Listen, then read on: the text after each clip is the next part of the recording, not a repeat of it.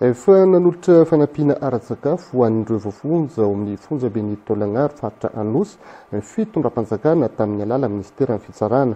Tanjona ny ijerena amin'ny maha olona sy anasoavana amin'ny mpiarabelona araka ny politika ankapobeny fanjakana izay tarihan'ny filohan'ny repoblika Andry Rajoelina.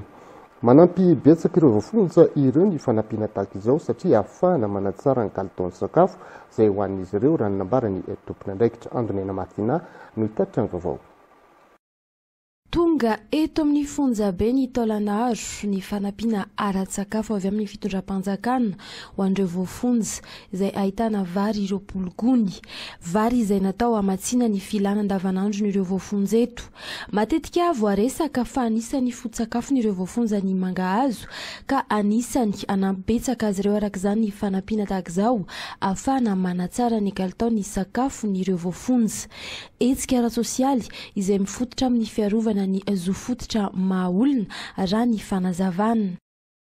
Isika nefa tsy manao an'izay fa mieritreritra toerana izay fandalovana ato ary fanarenana, fanabeazana araka ny mission-ny administration penitentiaire izay faharoa akoatra sécurité publique dia ny réinsertion, préparation à la réinsertion sociale ny ireto voafonja raha ratrizay ka mahavita ny sazy izy ka monjy ny fiarahamonina.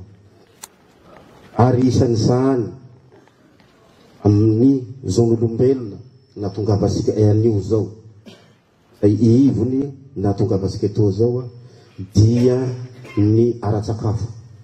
Ny fitondram-panjakana izay efa manokana ihany koa ny teti-bola hamatsiana sakafo ireo voafonja manerana nosy ary mbola namafisy ny ministry ny fitsarana nitondra ireto fanampiana ireto fa tsy mamely irery ireo voafonja ny fanjakana. Anisan'ny noresahany tokony anarany ireo voafonja ny fitsipika amin'ny fe anatin'ny fonja. Arao ny fandaminana atao anatin'ny fonja. Arao ny lehibe nareo ao misy anarana hoe éducateur spécialisé sisa ary ny fandrinay rehefa tafavoaka nareo vita sajinareo dia mba hiverina somatsara ny fiarahamonina nareo any amin'ny fianakavianareo dia ho adiny tanteraka izay nataonareo teo aloha ary izay ny ampitrisiny ny fitsarana. Raika amin'ny 300 ny total be ny ireo voafonja eto amin'ny fonja be ny Taolagnaro faritra Anosy ankehitriny raha ny antotanisa.